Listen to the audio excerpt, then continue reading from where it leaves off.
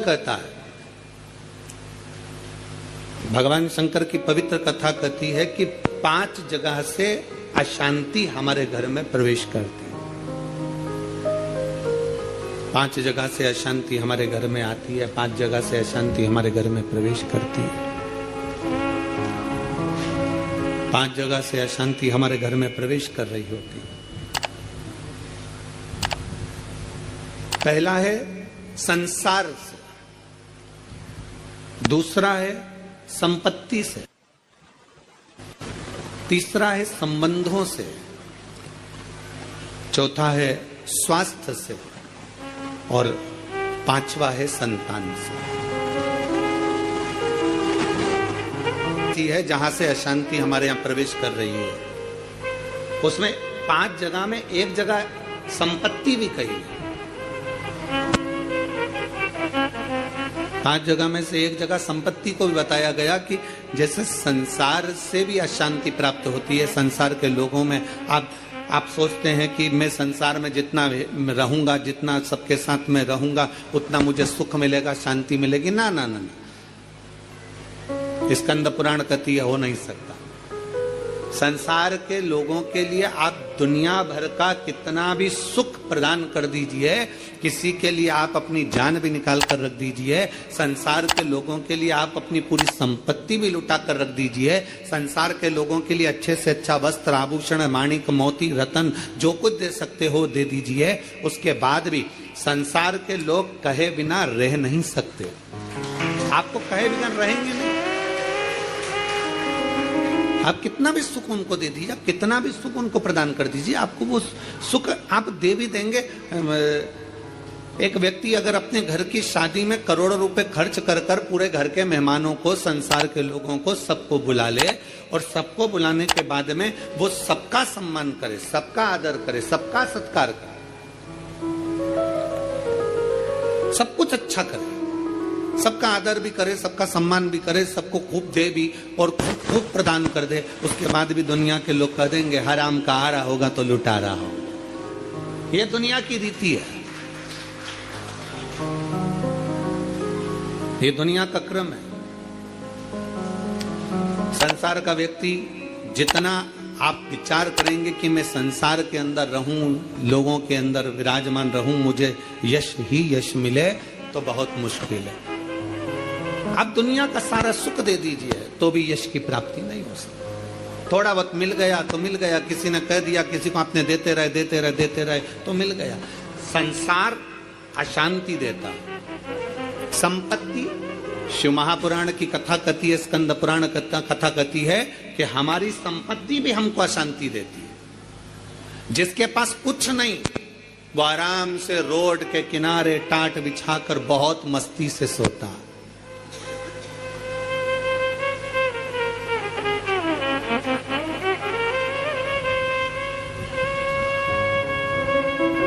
और जिसके पास में बहुत कुछ है, सारी संपदा भरी पड़ी हुई है, सारी दौलत भरी पड़ी हुई है, सुंदर बंगला है, डनलप का गद्दा है, एसी भी लगा है, पलंग भी लगा है, नौकर चाकर सब कुछ लगा है, सब कुछ,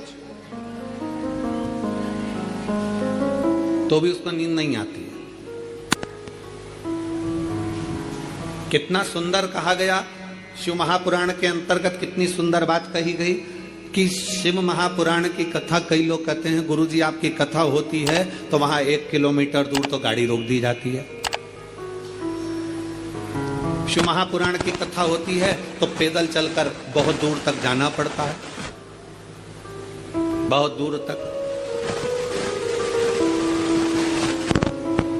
पर कोई किसी चिकित्सक से पूछे, कोई डॉक्टर से पूछे, कोई आयुर्वेद वाले से पूछे, कोई होम्योपैथिक वाले से पूछे, कोई योग गुरु से पूछे कि शास्त्र क्या कहता है, हमें स्वस्थ रहने का तरीका क्या बताता है, तो कहा सबसे सुंदर तरीका है स्वस्थ रहने का कि जितना पैदल चल सकते हो उतना जिंदगी में सुख प्राप्त कर सकते। अब भगवान भोलेनाथ जी की कथा सुनने के लिए आप लोग आते हैं, शंकर जी की कथा में आप लोग पहुंचते हैं, शिव पुराण में पहुंचते हैं, तो बाबा भोलेनाथ पहले ही तुम्हारे स्वस्थ रहने की व्यवस्था कर देता है। भोले बाबा करता क्या है कि 1 किलोमीटर दूर तो गाड़ी रुकवा देता है, तुम कितने बड़े भी सेठ हो, 1 किलोमीटर दूर गाड़ी रुकवा दी और बड़े प्रेम से पैदल पैदल आराम से चलते चलते चलते चलते कथा में पहुंच गए, आसन लगाया, बैठ गए, बैठने के बाद वापिस जाने की तैयारी हो जाती है।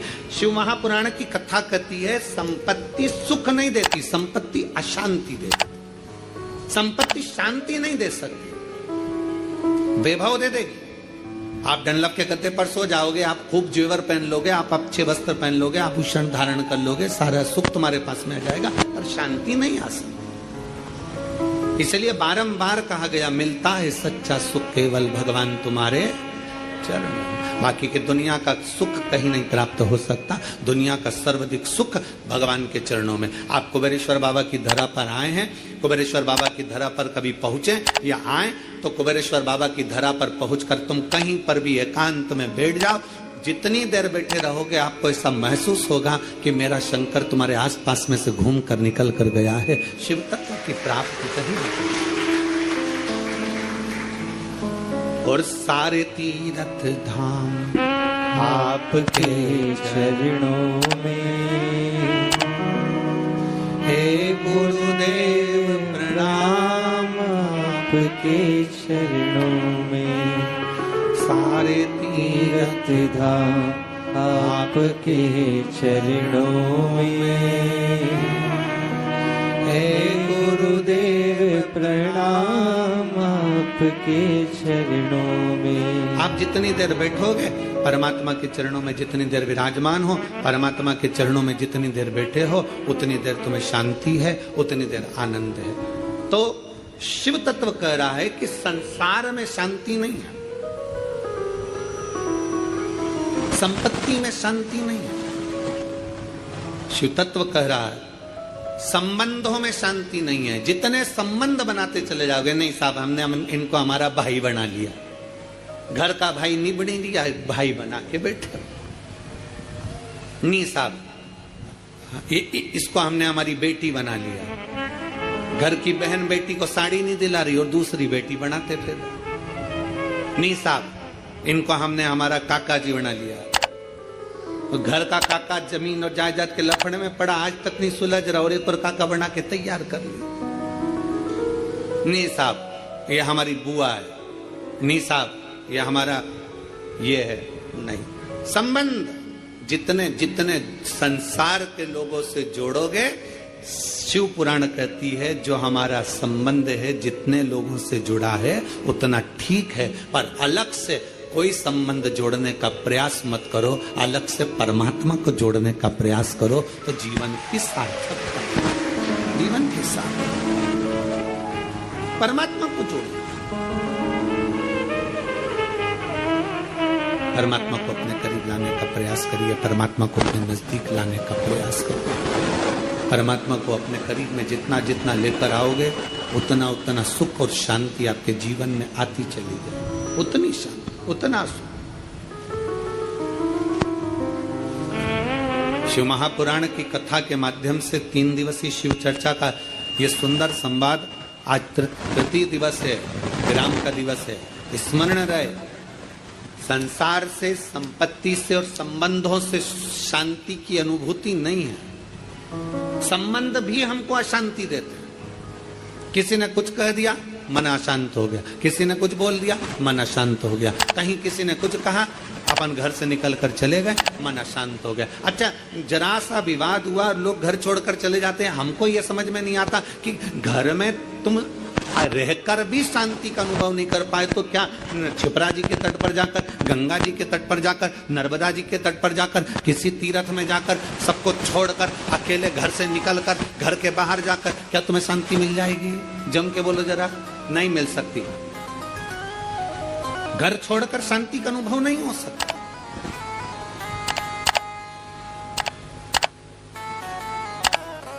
संसार ने अशांति दी, संपत्ति ने अशांति दी, संबंधों ने अशांति दी, फिर अगली अशांति दी स्वास्थ्य ने।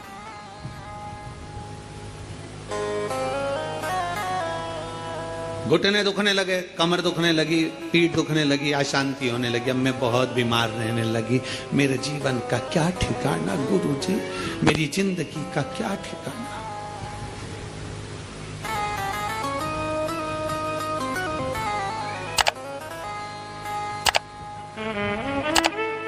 कभी अगर मौका लगे ना, एक बार भविष्य पुराण का अध्ययन करिए। गीता प्रेस गोरखपुर की भविष्य पुराण लीजिए और उसका अध्ययन करिए।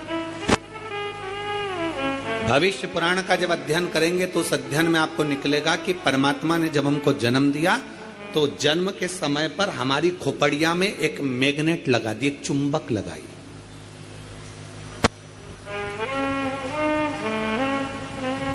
परमात्मा ने हमारी खोपड़िया में, हमारे मस्तिष्क में, हमारे भेजे में, हमारे सिर के अंदर, हमारे मस्तिष्क में एक चुंबक लगाया। कभी अगर भविष्य पुराण पढ़ें तो उसमें अध्ययन करिएगा, हमारे मस्तिष्क में एक चुंबक परमात्मा ने जन्म के समय पर, पैदा होने से पहले, हमें बनाने से पहले, माता के गर्भ में जब हम पड़े हुए थे, हमारा मस्तिष्क बन रहा था, इसलिए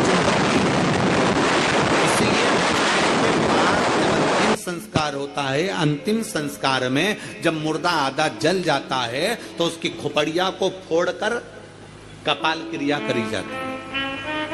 आपके इधर करते कि नहीं करते वो हमको नहीं मालूम। हमारे इधर की रीति है, बांस में लोटा बांधकर उसमें घी भरकर उसके घर के बेटों से, उसके पोता पोती से वहां पर खड़ा करवा के पोते से खोपड़िया में वो डंडा पड़वा कर वहीं घी उंडेलवा कर डंडे को फेंक दिया जाता, उस बांस को फेंक दिया जाता। देखा है आप लोगों ने इसको?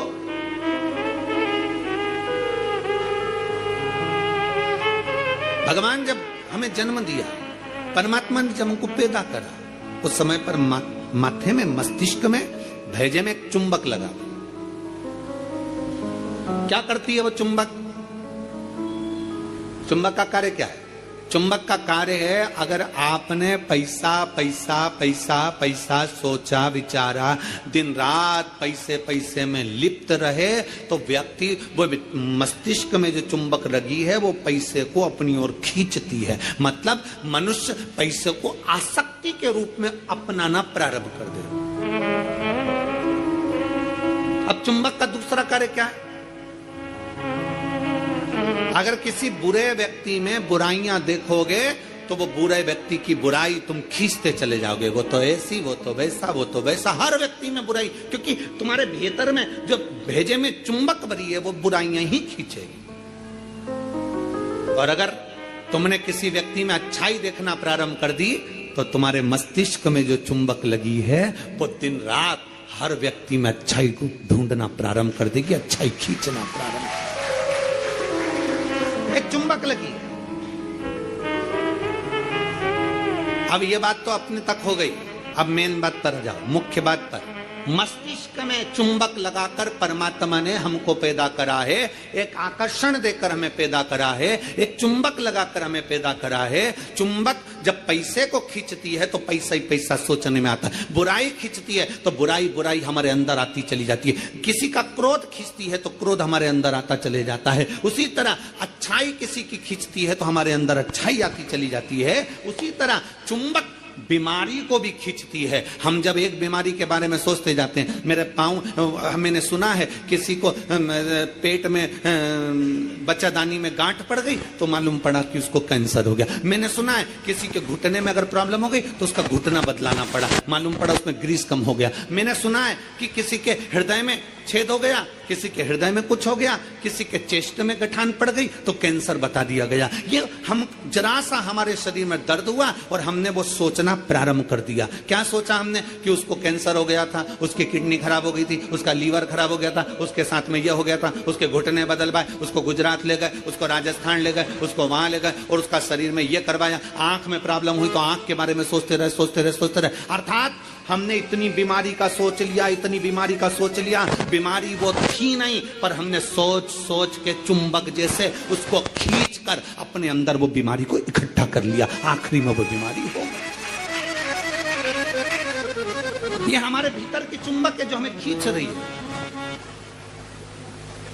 छोटी मोटी गठान हो जाए ना, कभी मत सोचना हाँ ऐसी तो होती रहती है। दवाई खाऊंगी, शंकर पे चढ़ा हुआ जल पीऊंगी, डॉक्टर को दिखाऊंगी, सारी जांचें कराऊंगी, जो डॉक्टर बोलेगा सारी जांच कराऊंगी। और मेरा विश्वास कहता है डॉक्टर के अनुसार चलकर, क्योंकि डॉक्टर भी शिव का एक रूप है, उसके अनुकूल चलकर मैं ये दवाई ले लेकर, कुंदकेश्वर महादेव का नाम लेकर मेरी सारी गठान गल जाएगी। जब तुमने सोच लिया गल जाएगी, गल जाएगी, गल जाएगी, मतलब गल जाएगी। तुमने सोच लिया कि नहीं, वो डॉक्टर तो बोल दिया है कि इसकी ऑपरेशन कराकर निकलवा कर जांच करने जाएगी और मुंबई भेजी जाएगी। आधी तो टेंशन में मर गई, कहीं कैंसर कैंसर कैंसर, सोच सोच सोच सोच, आखिरी में सोच वही। एक पत्र है, हम चाहते नहीं, बुरा किसका होगा? जो सोच रहे हैं हम, वो हमारा ही बुरा होगा। चुंबक लगी है इस मस्तिष्क में, इस भेजे में। घुटने में दर्द है ना, ये कभी विचार मत करो कि मेरा ऑपरेशन होगा, मेरा घुटना बदलना पड़ेगा, ये करना पड़ेगा, वो करना पड़ेगा। डॉक्टर से मिलो, डॉक्टर से दवाई भी लो, सब कुछ करो, पर यह विचार करो कि मैं डॉक्टर के पास जाऊंगी, भगवान का भजन करूंगी, शंकर के मंदिर जाऊंगी, एक लोटा जल चढ़ाऊंगी, बेलपत्र चढ़ाऊंगी और जल बेलपत्र चढ़ाकर उसका पान करूंगी, और यह मेरा विश्वास करता है कि मैं ठीक होऊंगी, मुझे घुटना बदलने की जरूरत नहीं पड़ेगी, मुझे कोई कार्य करने की जरूरत नहीं पड़ेगी और मैं ठीक हो जाऊंगी। ये मेरा विश्वास करता है, ये मेरा भरोसा करता है। चुंबक लगी है एक मस्तिष्क के अंदर, एक आकर्षण परमात्मा देकर भेजता। चलो एक प्रैक्टिकल कर देखिए। आप सब एक प्रैक्टिकल करो, जितने लोग कथा को आस्था चैनल पर सुन रहे हैं, जितने लोग फेसबुक यूट्यूब पर सुन रहे हैं, जितने लोग कुबेरेश्वर बाबा की धरा पर सुन रहे हैं। दीपावली के बाद, दीपावली के पहले या कल परसों से एक विचार करना कि मुझको ये खाना है या मुझको ये लाना है, या मेरी पास में धन नहीं तो धन की व्यवस्था, मुझे 5,000 2,000 3,000 15,000 की जरूरत है और वो मुझे चाहिए। 3 4 5 दिन 8 दिन 10 दिन तक सोचते रहो, विचार करते रहो, चाहिए मुझे, कहीं से व्यवस्था हो जाए, बाबा कुछ भी करे, कैसे भी मुझे पाना। भोजन के लिए विचार करो कभी कि मुझे भोजन लग चाहिए, मुझे आज ये खाना है, मुझे 5 दिन बाद 10 दिन बाद मेरा मन है कि मुझे ये प्राप्त करना है। धीरे धीरे धीरे धीरे वो चीज आपके पास आती चली जाए, अपने पास आती। अच्छा सोचिए, अच्छा विचारिए, जब अच्छा सोचेंगे, अच्छा विचारेंगे, अच्छा सोचेंगे, अच्छा विचारेंगे, अच्छा कर्म करेंगे तो निश्चित है कि अच्छा हमें मिलेगा। हम हमेशा जरा सी बीमारी आई, जरा सा रोग आया, जरा सी तकलीफ आई, जरा सा कष्ट आया, जरा सी तकलीफ में हम विचार करने लगते हैं कि मुझे ये तकलीफ। क्यों महापुराण की कथा कहती है, शिव तत्व कहता है, 3 दिन की शिव चर्चा कुबेरेश्वर बाबा की पवित्र कंकर शंकर की धरा पर जो हो रही है, उसमें आज विराम दिवस की कथा कहती है। अशांति हमको संसार भी देता है, अशांति हमको संपत्ति भी देती है, अशांति हमको संबंध भी देते हैं और अशांति हमको स्वास्थ्य भी देता है। हम सोचने में पड़ जाते हैं, मुझे ये प्रॉब्लम हो गई, मुझे ये तकलीफ हो गई, मुझे ये कष्ट हो गया, मुझे ये तकलीफ होती चली जा रही, हमारे भीतर से अशांत होते चले जा रहे, भीतर से हम अशांत होते चले जा रहे। शांति गई, 4 स्थान अशांति के तो ये बता दिए, और 5वें नंबर पर बता दिया संतान। 5वें नंबर पर कहा कि संतान भी अशांति दे जाती है। संतान, इसलिए शिव महापुराण की कथा कहती है, पुत्र के लिए किया गया कर्म है और बेटी के लिए किया गया धर्म है। धर्म है, पुत्र के लिए करना ये तुम्हारा कर्म है। मेरे को दुकान लगाना है, बच्चों को सेटल करना है, बच्चों को ये करना है, बच्चों को वो करना है, मेरे बेटे के लिए ये व्यवस्था करना है, मेरे बेटे की शादी करना है, मेरे बच्चे के लिए ये करना है। पुत्र के लिए करा गया ये कर्म है। बेटे के लिए तुम लाखों की संपत्ति छोड़कर जाना, वो धर्म नहीं कहलाएगा। बेटे के लिए तुम दुनिया भर की दौलत छोड़कर जाना, वो धर्म नहीं कहलाएगा। पर बेटे के लिए अगर कुछ कर रहे हो, उसको अगर लैपटॉप दिला रहे हो, ये कर्म है। उसको मोबाइल दिला रहे हो, ये तुम्हारा कर्म है। तुम अगर बेटे के लिए जमीन कर रहे हो, ये तुम्हारा कर्म है। अगर बेटे को तुमने दुकान खोली, ये तुम्हारा कर्म है, क्योंकि तुम पिता हो, बेटे के लिए करना पड़ेगा। माँ अगर बेटे के लिए रकम बनवा रही है, ये कर्म है। बहू के लिए कुछ कर रहे हो, ये तुम्हारा कर्म है। बेटे के लिए जितना करा वो कर्म है। गाड़ी लाए, कर्म है, क्योंकि बेटे के लिए लाना पड़ेगी, बहुओं के लिए लाना पड़ेगी, मकान बनाना पड़ेगा, जमीन करना पड़ेगी, जायदाद करना पड़ेगी। ये सब कर्म की गिनती में आ गया, ये सब कर्म। दुकान बनाओ बेटे के लिए, जरूरी है। जमीन करो बेटे के लिए जरूरी है, मकान बनाओ बेटों के लिए जरूरी है, बहू लाओ बेटों के लिए जरूरी है, गाड़ी बंगला करो बेटों के लिए जरूरी है। तुम्हारा कर्म है, करना ही पड़ेगा। पर बेटी अगर घर में आई और बेटी का अगर तुम लालन पालन कर रहे हो, बेटी को पढ़ा रहे हो, लिखा रहे हो, शादी कर रहे हो, विवाह कर रहे हो, उसको पढ़ा रहे हो, तो ये तुम्हारा कर्म नहीं है, ये तुम्हारा, जम के बोलो जरा, धर्म। इसलिए शिव महापुराण की कथा कहती है कर्म और धर्म का लेवल बराबर लेकर चलना, अर्थात बेटे के लिए भी करो तो बेटी के लिए भी करते रहना, दोनों का लेवल बराबर लेकर चलिए। कर्म और धर्म के लेवल को बराबर लेकर चलोगे तो जिंदगी की सार्थकता सिद्ध हो जाएगी, तुम्हारा जीवन आनंदमय हो जाएगा। कर्म और धर्म के लेवल को बराबर बनाइए, बराबर। और मत बुरे कर्म कर बंदे, वरना पछताएगा, भगवान की आंखों से तू बच नहीं पाएगा, तू बच नहीं पाएगा। अरे ओ अज्ञानी मत कर नादानी, अरे ओ अज्ञानी मत कर नादानी। तेरे कर्म का फल भी तू ही पाएगा, जैसा किया तूने तेरे आगे आएगा। मत बुरे कर्म कर बंदे, मत बुरे कर्म कर बंदे, वरना पछताएगा, भगवान की आंखों से तू बच नहीं पाएगा, तू बच नहीं पाएगा। अपने कर्म का लेवल और अपने धर्म का लेवल दोनों को बराबर कर कर चलिए, कर्म को और धर्म को बराबर बना कर चलिए। कर्म और धर्म दोनों बराबर।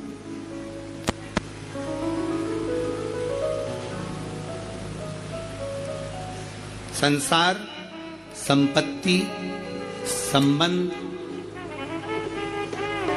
संतान, स्वास्थ्य, ये सब अशांति को प्रदान करते हैं, या अशांति देते हैं। चार जगह की अशांति को आने से आप रोक सकते हो। चार जगह से जो अशांति आ रही है ना, इसको आप रोक सकते हो। चार जगह कौन कौन सी? संसार की अशांति आ रही है तो तुम संसार वालों से संबंध छोड़ दोगे, शांत होगा। संपत्ति से अशांति आ रही है तो ज्यादा ध्यान देना संपदा पर, कि अब जो होगा देखा जाएगा, जितना मिल गया उतने संतुष्टि है, तो तुम रोक सकते हो, अशांति आने से रुक जाएगी। संसार, संपत्ति, संबंधों से अगर अशांति आ रही है तो तुम संबंध थोड़े कम कर दोगे, रिश्तेदारी थोड़ी कम कर दोगे, अशांति आने से रुक जाएगी। स्वास्थ्य, स्वास्थ्य से भी तुम गोली दवाई लेकर अशांति को रोक सकते हो। पर जो पांचवा नंबर है ना, संतान, इसको तुम कभी जिंदगी में नहीं रोक सकते। इसकी ओर से तो तुमको धीरे धीरे अशांति आती ही रहेगी। तो कोई महाराज तुमसे कह दे कि महाराज की मैं तुम्हारी बहू को अच्छा कर दूंगा, बेटे को अच्छा कर दूंगा, तुम्हारे बेटी को सुखी कर दूंगा, तुम्हारे जमाई को अच्छा कर दूंगा, तुम्हारे परिवार को अच्छा कर दूंगा। कोई तुमसे कह दे कि मैं तेरे बेटा बहू को अच्छा कर दूं, कोई तुमसे कह दे कि मैं तुम्हारी बेटी दामाद को अच्छा कर दूं, कोई तुमसे कह दे मैं तेरे पोता पोती को अच्छा कर दूं, कोई कह दे तुमसे कि तुम्हारे नाती पंती को अच्छा कर दूं। ना ना ना, शिव पुराण कहती है चार जगह से आने वाली अशांति को रोका जा सकता है, पर संतान की ओर से अशांति को रोकना कठिन है। ये कभी ना कभी हर 15-20 दिन, 1 महीने